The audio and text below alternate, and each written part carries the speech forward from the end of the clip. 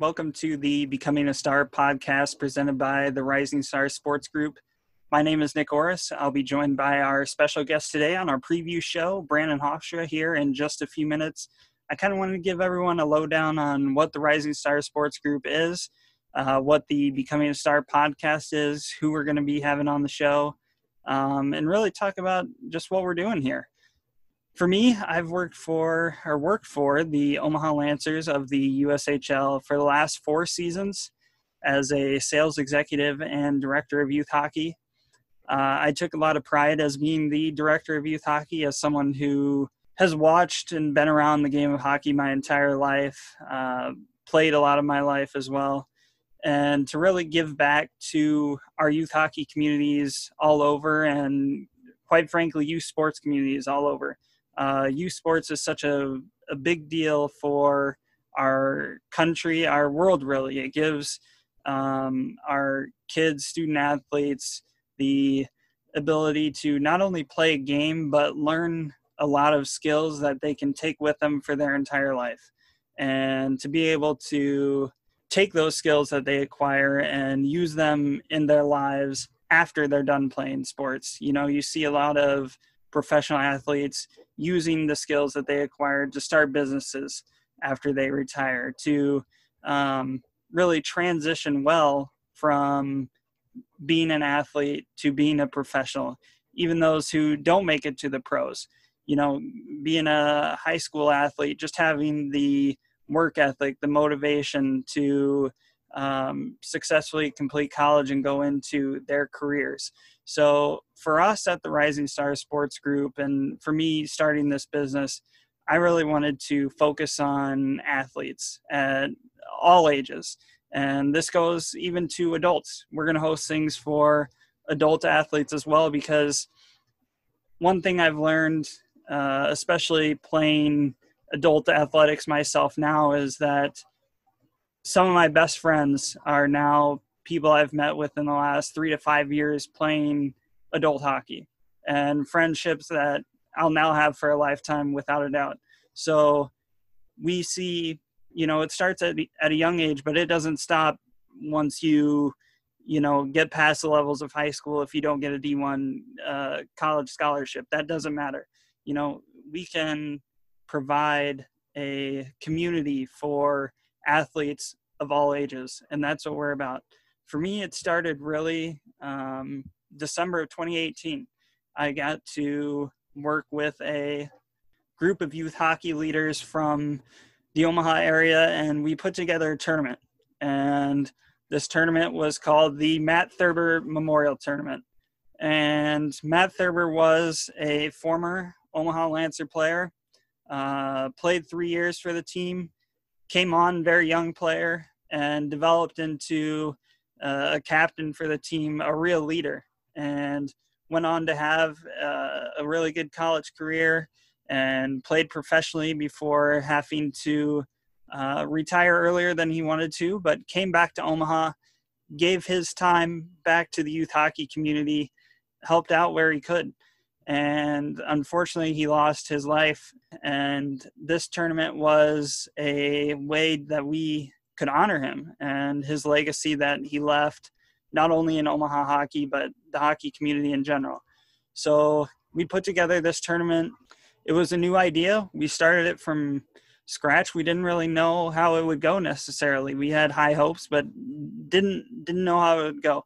So, you know, I did my best to reach out to anyone within an 8-hour radius and let them know of this tournament and ask them for their support and hope they would come to Omaha to play. And in the first year, we got 33 teams, and I thought that was awesome. I thought, 33 teams supporting Matt Thurber was a dream come true.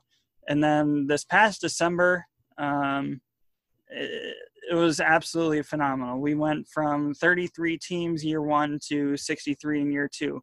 I couldn't have ever imagined. It's such an incredible honor to have been the director of the Matt Thurber Memorial Tournament, and I can't wait to keep that going into the future, provide support to Matt's family, his wife, Liz, his young daughter, Sylvie, and really help them throughout their life and make sure that Matt is never forgotten anywhere. And so, that's really what we're about here at the Rising Stars Sports Group. I've pledged personally to, my goal is to help out youth organizations and communities, host events, and raise money for their organizations, their causes, what have you. I'm a big supporter of the American Cancer Society. Their initiative, Hockey Fights Cancer, is amazing. So really what I'm doing in this company and what I've pledged to do is to donate a minimum 50% of our profits every year. So, whether that's to families like Matt Thurber's or nonprofits like American Cancer or youth hockey organizations like in our area, the Omaha Hockey Club and the Fremont Flyers, whether that's in Kansas City, in Des Moines, in Sioux Falls, in all these mid-markets who could use a tournament like this. We're going to be out there to help everyone. And quite frankly, down the road, we want to be in every sport. This isn't just a hockey venture. We want to help do the most good in every possible way we can. So we're going to start small in the hockey community and eventually hope to work out with other branches and sports and other people. So that's really what we're doing here at the Rising Stars Sports Group, what my mission is, and why, quite frankly, I started this company. The Becoming a Star podcast is really about taking our mission and translating that into a podcast, quite frankly. Bringing on current and former athletes, coaches, general managers who can offer that connection to youth athletes, adult athletes, anyone who needs a little motivation, quite honestly, to show you that what sets people apart, what sets a okay leader from a good leader to being a great leader. How do you get that motivation inside of you? How do you get over those obstacles? Every athlete in their career goes through some sort of struggle, whether that's mental or physical, like an injury, like a torn ACL. How do you get over those obstacles to become better? That's what sports are all about. That's what life is all about. And we're going to talk to some athletes and people in the sports world that can really offer some good insights as to, things athletes can take with them forever to not only help them in their sports career, but their professional career long after their sports career is over. Our first guest, our first star, is Jared Nightingale. He is a 12-year professional hockey player, played college at the Michigan State University. But his 12-year career, he was a 4-time captain of his team, a very good leader. I know Jared personally from his time right after he was done with his professional career. He came to the Omaha Lancers to be an assistant coach. And I can tell you he is one of not only a great person, but one of, if not the best leader I've ever met. Incredible motivator, just someone you want to be around and someone you want to listen to. So I think everyone will appreciate what Jared has to say, and he's going to offer a lot of good stuff. I have no doubt about that. Not only does he have a lot to offer, but he's played with a lot of great players in his career who, he'll be able to tell us about their work ethic, what makes them the great player that they are, what their preparation is like, and talk about his career after hockey. How has the skills he acquired playing hockey helped him in his post-hockey career? How has it made him become a better coach? How has it helped him become a better father? How has it become a better person? So we're going to ask him all these questions, and that's really what it's all about, supporting our athletes, supporting of all ages, supporting youth hockey, youth football, youth baseball, youth soccer, youth sports in general. We're going to support athletes and support those organizations and give back as much as we can to help grow sports, because we realize how much power sports has in helping people become better people. So we thank you for listening to our podcast. I encourage you to visit our website to learn more about our mission. We're going to have a lot of events coming up here soon. Unfortunate events cause a little bit of delay and stuff, but we thank our frontline workers and everyone working to get us back. So we hope to offer some things as soon as possible. And without further ado, I'd like to bring out our guest, Brandon Hofstra, voice of the USHL's Omaha Lancers. Good friend of mine. Brandon, how you doing? Hanging in there, Nick. It's uneasy times, as everybody out there knows that, and a lot of FaceTime here with the computer more than usual, which you know how much I'm on the computer doing stuff. But yeah, just trying to stay safe, staying inside as much as possible. Been trying to learn new things every day, kind of, but just kind of sticking to the normal stuff. You got this going, our first podcast. It's pretty exciting times. Just trying to stay busy, like you said. You've been. I feel like the tables are turned here. I kind of like it from this position. I'm guessing you were obviously close to the team, being the broadcaster, traveling with the team. What are some of the guys doing right now to kind of stay in shape, stay ready for either, coming back next year or going to college? Yeah, so I know a lot of them when the season first got suspended. So all of them went home. I think they hung around Omaha a few days and they all went home. And I stayed in touch with pretty much all of them, and they kept asking me, do you think we're going to come back? Do you think the season's going to come back? All this stuff. And I was like, guys, I don't know. Like, I'm as hopeful as the next person. This is what we live for, like the night in and night out. But obviously, as we all know, the season came to an end. And I think those guys in that transitional period from when it first canceled to now, or even before now, we're kind of just waiting on what can they do next? What should I be doing? Do I stay inside? All that stuff.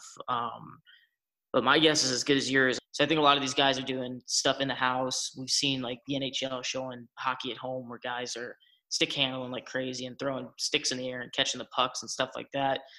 To our extent with our guys, I don't know if they're doing that because I don't think that would help them on the ice, throwing a stick up in the air. But I think that for their sake, they're at home working out.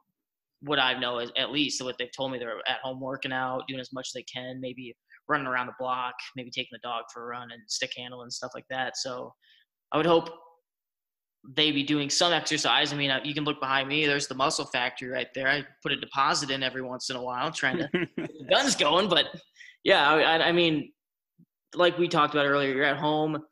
You're trying to pick up new things to do, kind of get out of we're all out of our normal day-to-day things now where it's not waking up at 8 o'clock, 7:30 in the morning and racing with traffic to get to work. Now it's you wake up and you're at work and you got to do other stuff too to kind of keep your mind off of the impending whatever is going on outside of your window.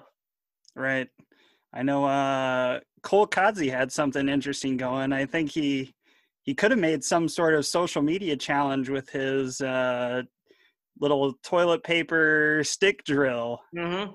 That was nice. He did it a few takes, and then he sent me a few where he was just in swim trunks and stuff, and I was like, all right, you got to cover it up. So he did a few other ones. So he finally did the one, then did like a little half belly flop into the pool down there, which lucky for them down in Florida, it's nice, but we just got 8 inches of snow up here in Iowa yesterday.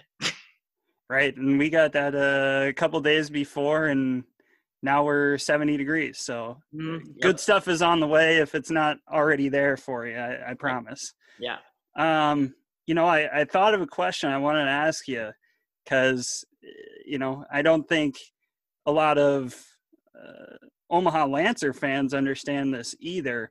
And looking back, even, only 2 years now, 2.5 years, you weren't actually hired to be a broadcaster.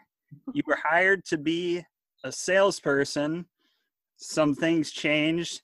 Obviously, your communications major kind of was something you had thought about doing, have done a little bit before in the past, never hockey, but done some play-by-play.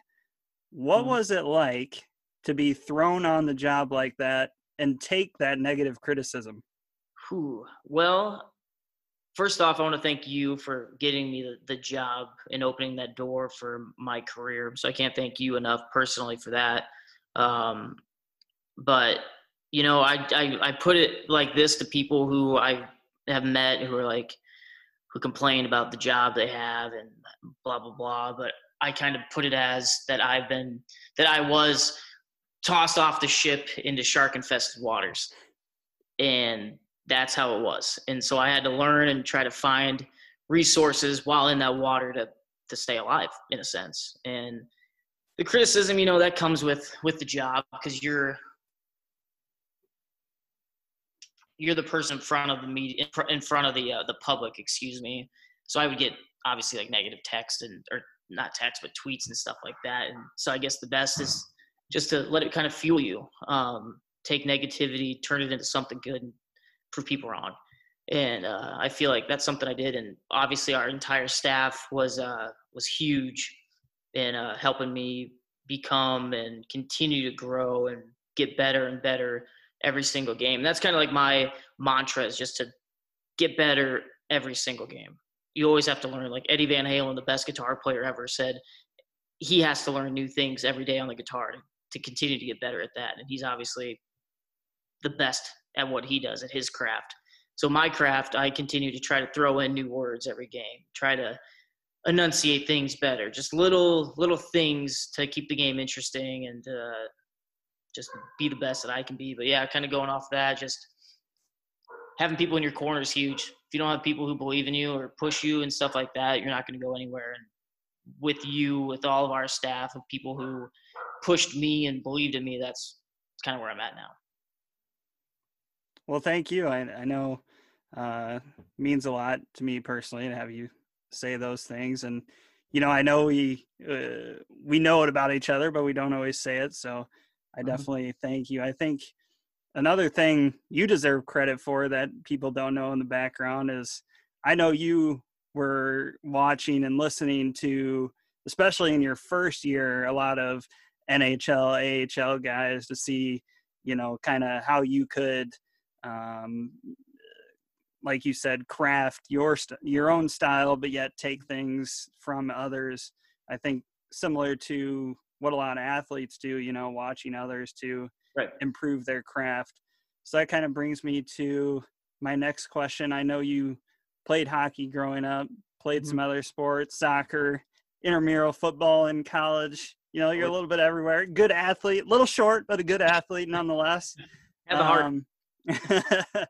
How did playing sports growing up help you in your career and kind of like what you say, get better every day? Because I think sports is something everyone plays to try to get better every day.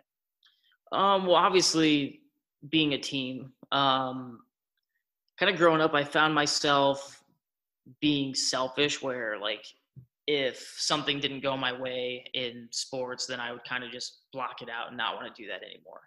And so my dad was huge on pushing me. Like if I fell at practice and somebody laughed, and I would take that personally. My dad was always like, listen, that doesn't matter. Use that as fuel. You're on a team. You guys are there to get better and better. So throughout my high school career, I guess I could say, in sports, just kind of teamwork is where it really went. And then that kind of went into college too, where I did intramurals and stuff. And then I was a part of a fraternity, which in a sense was a team. So if somebody did one thing wrong, then we all as a whole will get blamed for it. And so I took a big leadership role in that fraternity in college, where I was kind of just drilling that into the people's heads of that house. Like, guys, we're in this together. We're a team. We have to be accountable for each other. We have to show up. Whatever you do outside of this house reflects on us. And that's kind of in turn moved to now my career with our team, where if I'm out in public wearing this and something bad happens, then that gets back in a reflection to our team, which you never want to have something like that. But yeah, it's just pretty much teamwork. Stand up for one another and kind of just be there to battle. Definitely. So speaking about teamwork and kind of leadership, you've been around the team for 3 years now. Who is the best leader you've met, and what makes them the best leader? Ooh, I would have to definitely say head coach David Wilkie. Kind of going back to one of your earlier questions when me being thrown into this position, I remember he came into my office one time and he was like, "Hey," I was like, "Yeah, that's my Wilkes impression." Hey, I'm like, "Yeah." He's like, "People have been talking to me. They say you suck at your job." I'm like, "Okay." He's like, "That changes today." I said, "Okay."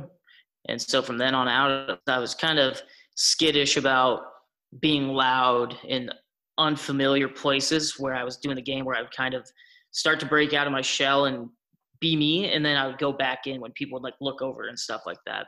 So I think having that push and his leadership, obviously you can't unnotice him when he comes into a room, even though he's probably the quietest person for a while. I'd have to say he is definitely the best leader I've met in the sports industry so far, and will continue to be down the path.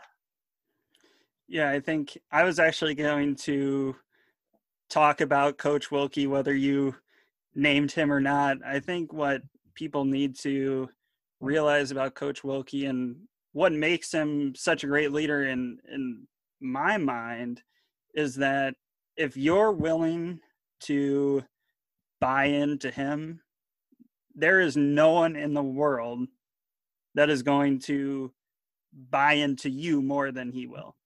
100%. He genuinely cares. I don't have a doubt in my mind that he genuinely cares about every single one of his players and will do whatever it takes to make the best career for them. I have no doubt in my mind about that from Coach Wilkie, and something I think a lot of people need to realize, because from the outside, he can seem like maybe he doesn't care, just as a straight face guy, but down under, Coach Wilkie is a fantastic leader. Especially like very genuine and wants to know people's backgrounds and what makes them tick. And he said it, I've heard him say it 100 times. He doesn't coach hockey players. He coaches people that play hockey. And so that, I mean, that resonates pretty deep if you break that one down. But yeah, like you said, genuine guy, knows the game in and out, has been up and down the entire hockey, whatever ladder, if you want to call it that, from the NHL back down to AAA hockey, and does his thing, does his craft. People might not agree with the way he does things, but he's a professional, in my opinion, in and out. Absolutely. So 3 years on the job now in the USHL. You've been around to every USHL arena now, I think, right? And Pittsburgh for the Fall Classic. Yep. Who is, in 3 years, the best player you've seen play live in the USHL? Oh, man. Probably Jack Hughes. I think that's almost a loaded question there. I mean, gosh, he came into Omaha, last year and put up, I think they beat us, 10-2, and he probably had 7 points that game. You know, interestingly, I'd have to go back and look at the stats. I think we did a pretty good job of keeping him off the scoreboard. Yeah. The problem is they had 4 other top 15 picks that, could have their way all day if they wanted. That team was incredible last year for sure. It's unfortunate the season got cut short and we couldn't see this year's Team USA to, not necessarily make a comparison to last year, but just see the talent. I mean, I think that's what it's all about, is especially in the USHL, seeing how far it's come as a league, and really the talent it develops every year is second to none in the US, and definitely contests with the CHL up in Canada. Yeah. It's crazy too, because the week that the season was announced postponed was that weekend that we were supposed to play them too. Right. Which is crazy. And that was something that we were all looking forward to. They were in town. Yeah, they were in town. They're at Baxter Arena right up the street. But yeah, that would have been a really cool matchup to see who's probably going to be the first, second round top picks of this year's draft, whenever that might be. But yeah, it's too bad we didn't get to see those guys. But other than that, I think we saw just about every other team. Nope, we missed Youngstown. That's the only other team we didn't see this year. But yeah, it'd been really cool to see the 18s come into town, and hopefully the Lancers would have got a few dubs. All right. So last question for you. I'm sporting a Eagles jacket, Flyers hat, big Philly sports fan. You're not, I know, it's okay. Yes, we know St. Louis Blues, Stanley Cup champions, 2019.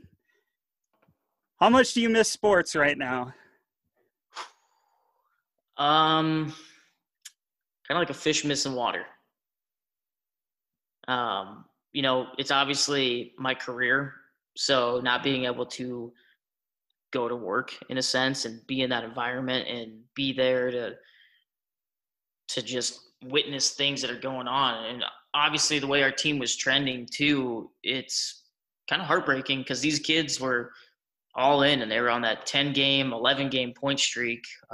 Hit a little bit of a hiccup, but I mean, Coach Wilkie's so good at just reeling those guys back in that I think that this team could have put a pretty good dent on the Clark Cup playoffs this year. But outside of that, like, I miss everybody in Omaha. Like, every year I get a new group of little brothers in a sense, the guys who come play for the team. So I miss seeing them. You guys in the office, all that stuff. Outside of the USHL, I mean, shoot. NCAA basketball is always fun to watch. That isn't coming. College World Series is probably the best 2 weeks to be in Omaha in. Is that right? Omaha in? It is today. It is today, yeah. So, I mean, that's not only like terrible for like the people who look forward to that every year, but the companies, the economic impact it's going to take on the city of Omaha too, because those bars down there, those restaurants, all that stuff, they feed off that weekend and keep their doors open throughout the entire year. And now they're in trouble. And especially with this going on too, of a month and a week or so of businesses being closed, it's going to be different. It's going to be a lot different after all this stuff. And then obviously Stanley Cup should have started. Stanley Cup playoffs should have started. And Blues could have been on the trek for back-to-back this year. But yeah, it's been rough, and hopefully it doesn't boil over to the fall as people are talking about, because not being able to see some Husker football would be pretty terrible. And then obviously if our season gets affected as well, it's just we don't know what's going to happen. So yeah, to answer your question short, it's tough. It stinks. Yeah, I don't think, I'm a big sports person, but I think everyone has a little bit of a sports bug in them. I don't think people really realize what sports was for our country, our world, until it was gone in the blink of an eye. And, it's unfortunate. We definitely want to thank all of those in the front line, healthcare workers, first responders, military members working to help us get back for sure. We're thinking about you guys. We don't want to put anyone in danger by coming back too soon, but we definitely miss our sports and hope to get back there soon. Yeah, 100%. Yeah, especially another shout out to all those people too on the front lines. I have family that work in the military. I have good friends that are in the health industry and all them. So thanks to all of those people who night in, night out, just doing what they have to do. And people who are working at restaurants right now and bars and all that stuff. Do whatever you can to kind of just help out those people, whether that be just ordering takeout or stuff like that. Just try to keep those doors open so when this all comes to an end, you still have those favorite places that you go to be able to celebrate that this is over at or something like that. But yeah, keep everybody in your prayers at night and all that stuff. I know everybody, we're going to get through this and sports will be back and we'll be ready to go. Right. Like sports, we're all on a team here. So hopefully, I think we've come together quite well, and now we're in the third period, the fourth quarter. We just need to finish out the game, and hey, me and you can hoist the Stanley Cup. Let's do it. Brandon, I appreciate your time with these tables turned, and we'll be excited to have you back anytime you want to come back on. You betcha.